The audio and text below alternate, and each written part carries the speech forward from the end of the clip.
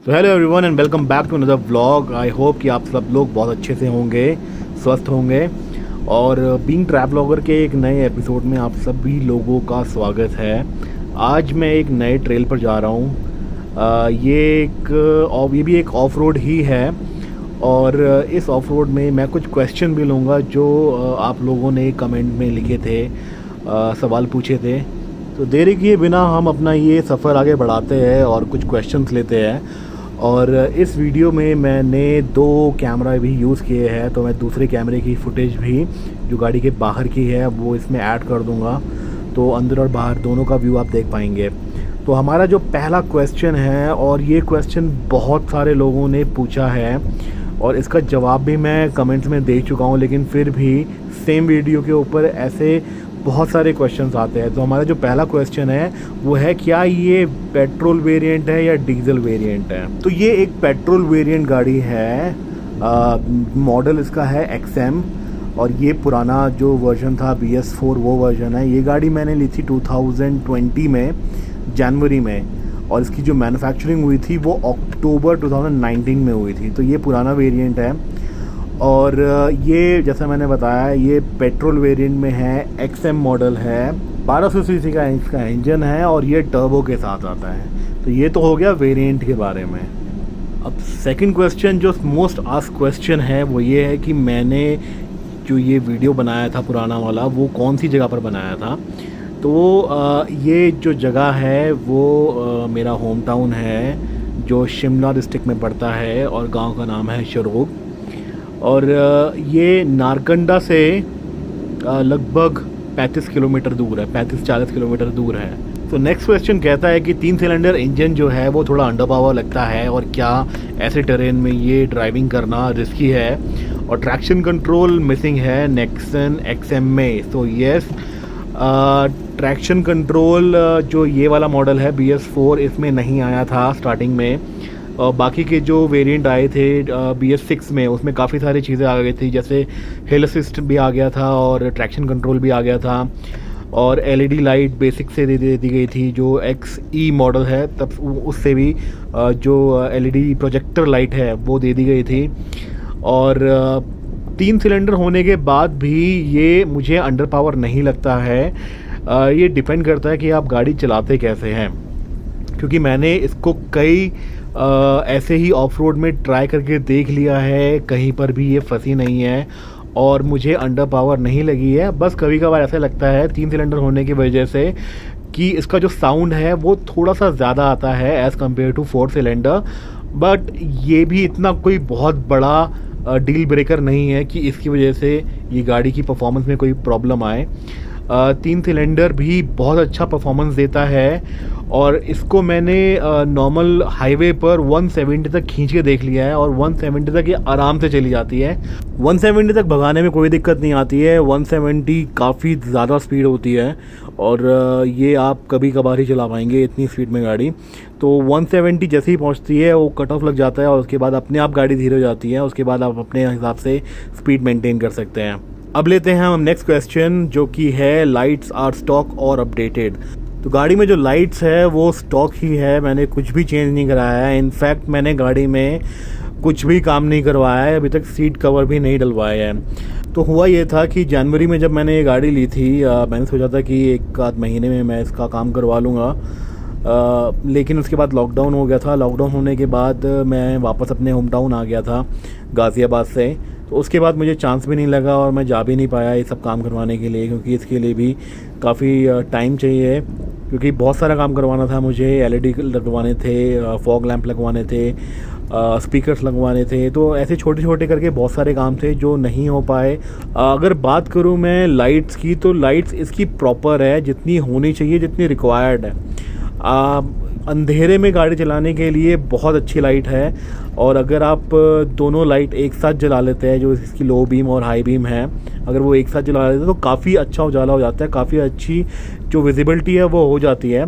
लेकिन अगर आप कंपेयर करेंगे शहर को गांव से, तो ऑफ कोर्स शहर में जो लाइटिंग होती है वो ज़्यादा होती है गांव के मुकाबले में। गांव में स्ट्रीट लाइट्स नहीं होती है, शहर में स्ट्रीट लाइट्स होती है, तो उस स्ट्रीट लाइट्स के अंदर जो गाड़ी की लाइट है वो थोड़ी दब जाती है। और अगर मैं कंपेयर करूं गांव में, जैसा जिस जगह पर मैं चलाता हूं गाड़ी, वहां पर रात के टाइम मुझे चलाने में कोई दिक्कत नहीं आती है, बहुत अच्छी विजिबिलिटी होती है। अगर आप भी किसी अंधेरी जगह में जाके इसकी लाइट्स चेक करेंगे तो आपको कोई प्रॉब्लम नहीं आएगी। तो अब चलते हैं नेक्स्ट क्वेश्चन की तरफ, और नेक्स्ट क्वेश्चन है any issue with Tata Nexon.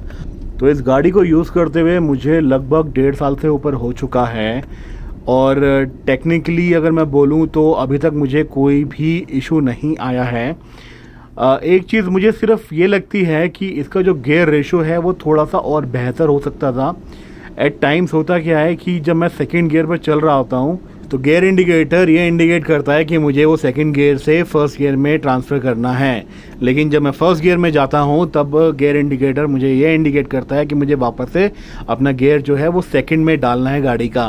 तो यहाँ पर ये प्रॉब्लम आती है।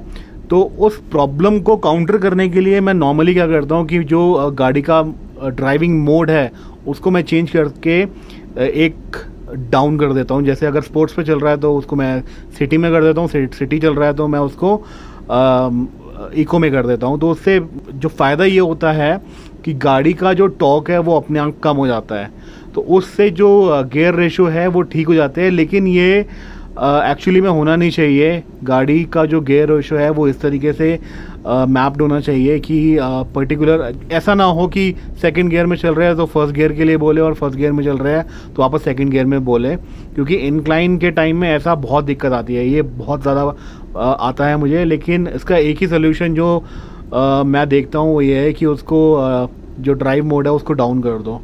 तो अब आते हैं नेक्स्ट क्वेश्चन के ऊपर, और नेक्स्ट क्वेश्चन कहता है कि एवरेज कितना देती है। तो अच्छी एवरेज निकालने के लिए बहुत सारी चीज़ें मैटर करती है। आप किस तरीके से ड्राइव करते हैं, आपका क्लच यूज़ कैसा है, एक्सेलेटर कैसा यूज़ करते हैं आप, ब्रेक्स कितनी लगा रहे हैं बार बार आप, उसके अलावा आप कौन से सरफेस पे चल रहे हैं, एज इन कि आप हिल पर है जैसे ये रोड चल रहा है, ऑफ रोड है, टामैक है, एक्सप्रेस हाईवे है। तो बहुत सारी चीज़ें फैक्टर करती है इस चीज़ के लिए। अगर मैं अपनी बात बताऊं तो इस रोड के ऊपर, जैसे आप रोड देख पा रहे हैं, इस रोड पर मिनिमम 8 की एवरेज आ जाती है और मैक्सिमम 12 या 13, उससे ऊपर नहीं जाती है। रीज़न ये है कि इस रोड के ऊपर आपकी जो गाड़ी है वो फर्स्ट या सेकंड गियर पर ही चलती है, इससे ऊपर नहीं चलती है।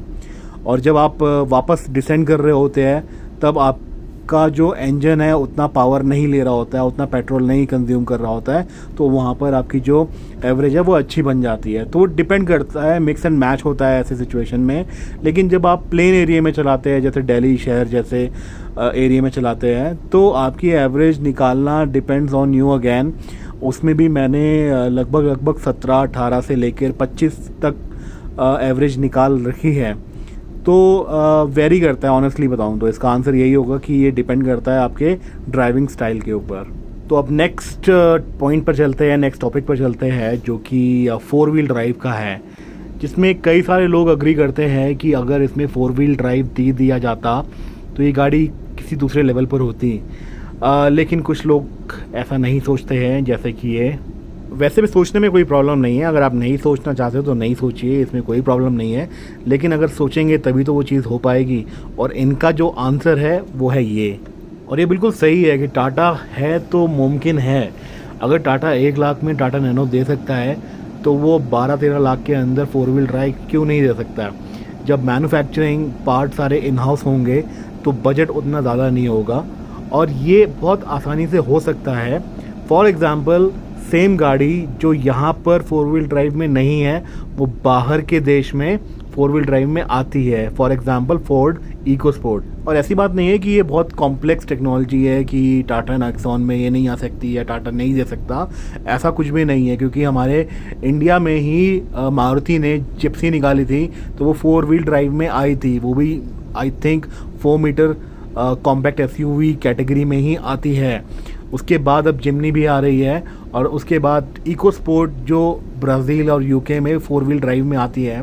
तो आराम से टाटा अगर चाहे तो 4 व्हील ड्राइव नेक्सॉन में दे सकता है, इसमें कोई बहुत बड़ी बात नहीं है, कोई रॉकेट साइंस नहीं है।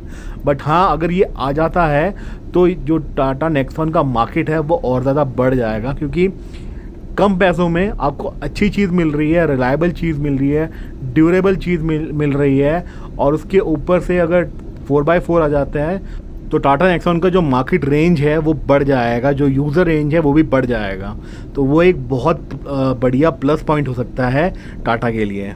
यहाँ से आगे बढ़ने से पहले एक बहुत बड़ी सूचना आप लोगों के लिए, अगर आपने ये वीडियो यहाँ तक देख ली है तो यहाँ पर राइट साइड में एक सब्सक्राइब का बटन है, वो आप अगर चाहे तो दबा सकते हैं। और लेफ़्ट साइड में एक लाइक का बटन भी है, अगर वीडियो अच्छी लग रही है तो कृपया करके आप उसे भी दबा दें। अब मैं थोड़ा सा इस गाड़ी का रिव्यू भी आपको बता देता हूँ, क्योंकि मुझे इस गाड़ी को यूज़ करते हुए 1.5 साल हो चुका है। इस गाड़ी में मुझे आज तक कोई प्रॉब्लम नहीं आई है। ये रोड ख़राब होने की वजह से टायर में प्रॉब्लम ज़रूर हुई है, मेरे 5 टायर फटे भी है, 5 नहीं आई थिंक 6 टायर फट चुके हैं, लेकिन उसका कुछ कर नहीं सकते हैं। जब तक ये रोड ऐसा ही है तब तक ऐसे ही काम चलाना है। गाड़ी में अभी तक कोई भी मैकेनिकल या कोई भी इलेक्ट्रिकल प्रॉब्लम नहीं आई है। जो हुई है वो सर्विस ही हुई है। सर्विस में भी मैंने लास्ट मेरा एक व्लॉग था, उसका मैं लिंक डिस्क्रिप्शन में डाल दूंगा, आप वो देख सकते हैं कि जो सेकंड सर्विस थी उसमें कितना खर्चा आया था और क्या क्या चीज़ें हुई थी। उसके अलावा मुझे गाड़ी ने कोई भी प्रॉब्लम आज तक नहीं दी है, बहुत आराम से चलती है, मक्खन की तरह चलती है और कोई भी प्रॉब्लम अभी तक तो मुझे नहीं आई है। अगर आपको कोई प्रॉब्लम आई है तो आप डिस्क्रिप्शन में ज़रूर मेंशन कर सकते हैं।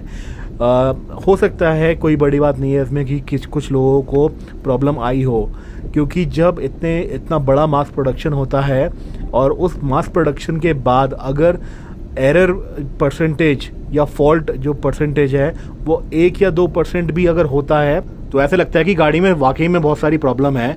एग्जाम्पल के लिए आप लेके चलिए कि किसी गाड़ी का 1 लाख यूनिट बिका है और उस 1 लाख यूनिट में 1% में कुछ माइनर प्रॉब्लम आई थी या कुछ भी प्रॉब्लम आई थी, और उसके 1% में भी अगर YouTube में कुछ वीडियोस डाल दी है और आपको वो मिलती है, यानी कि कितनी हो गई वो 1% भी। अगर आपको गिनती के 50 वीडियो भी अगर मिल जाती है जिसमें ये बोला जाता है कि ये गाड़ी ठीक नहीं है, इसमें ये प्रॉब्लम है या वो प्रॉब्लम है, तो आपका परसेप्शन ऐसा बन जाता है कि ये गाड़ी ठीक नहीं है। लेकिन बाकी के जो यूनिट्स हैं जो चले गए हैं उसमें कोई प्रॉब्लम नहीं हुई होगी। तो ऐसा हमारा एक परसेप्शन बनता है। और दूसरी बात ये है, जो अगर छोटे मोटे फॉल्ट आते भी है वो आराम से जाके सर्विस सेंटर में रिपेयर हो भी जाते हैं। बट हाँ, कुछ एक एक्सट्रीम सिचुएशन हो जाती है जहाँ पर चीज़ें बहुत एक्सट्रीम हो जाती है और वो ही फिर इशू बनता है, फिर वहीं पर जो परसेप्शन होता है किसी भी चीज़ का वो ख़राब होता है। तो बात करते करते हमारा रास्ता भी ख़त्म हो गया है। बहुत सारे पॉइंट्स मैंने बताए, हो सकता है कि उसमें से कुछ लोग अग्री करें कुछ ना भी करें, तो उसमें कोई प्रॉब्लम वाली बात नहीं है, क्योंकि हो सकता है उनके साथ वैसा एक्सपीरियंस हो। इस गाड़ी के रिगार्डिंग अगर आप भी कुछ पूछना चाह रहे हैं, आपके कोई क्वेश्चन है तो आप कमेंट में डाल सकते हैं। मैं पूरी कोशिश करूंगा उन कमेंट का आंसर देने के लिए, और हो सके तो मैं एक और वीडियो ऐसे क्वेश्चन आंसर की बनाऊं जिसमें मैं आपके बाकी क्वेश्चन कवर कर सकूं। तो ये वीडियो रखते हैं यहीं तक, मिलते हैं बहुत ही जल्दी, तब तक के लिए bye bye and take care.